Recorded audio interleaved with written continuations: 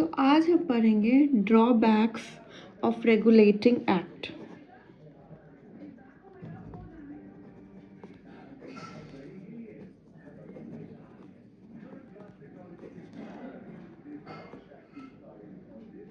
Seventeen 73। Okay, जैसा कि हम सब जानते हैं, इंडिया का जो एडमिनिस्ट्रेशन था, इसकी responsibility governor general of Bengal की थी। But governor general of Bengal की जो पावर थी वो बहुत कम थी। हम कह सकते हैं कि वो एक लिमिटेड टाइम तक थी और एक लिमिटेड पावर थे उनके पास। हम इसलिए कह रहे हैं कि जैसा मैंने लास्ट वीडियो में भी बताया था, किसी भी लॉ को पास करने के लिए गवर्नर जनरल ऑफ बंगाल को एग्जीक्यूटिव काउंसिल का अप्रूवल चाहिए होता था। एग्जीक्यूटिव काउंसिल मतलब 4 में से 2 का अप्रूवल चाहिए होता था गवर्नर जनरल ऑफ बंगाल को। इसका साफ मतलब ये निकलता है कि एग्जीक्यूटिव काउंसिल अप्रूवल देंगे, मतलब लॉ पास करेंगे, मतलब मेजॉरिटी डिसीजन एग्जीक्यूटिव काउंसिल का है, मगर जवाबदेही किसका हो जाता था? तो गवर्नर जनरल ऑफ बंगाल का। तो ये सबसे मेजर ड्रॉबैक था इस एक्ट का।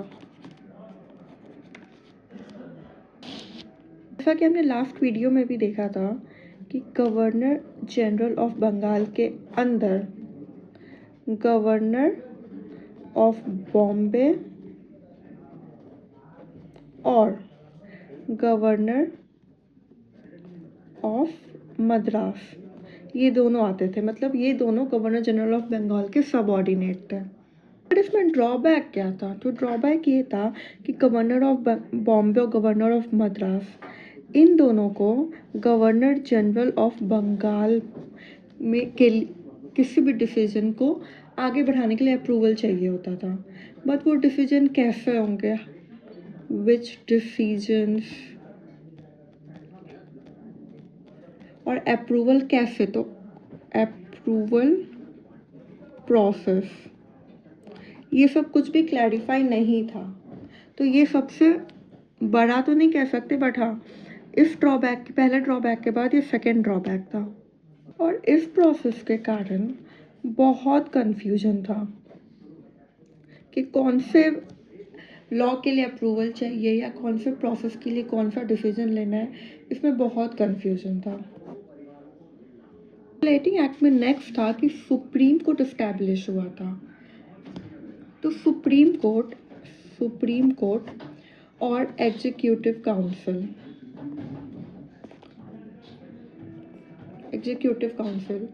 तो सुप्रीम कोर्ट जो स्टैब्लिश हुआ, रेगुलेटिंग एक्ट का ये कहना था कि सुप्रीम कोर्ट और एग्जीक्यूटिव काउंसिल दोनों मिलजुल कर काम करेंगे, टुगेदर।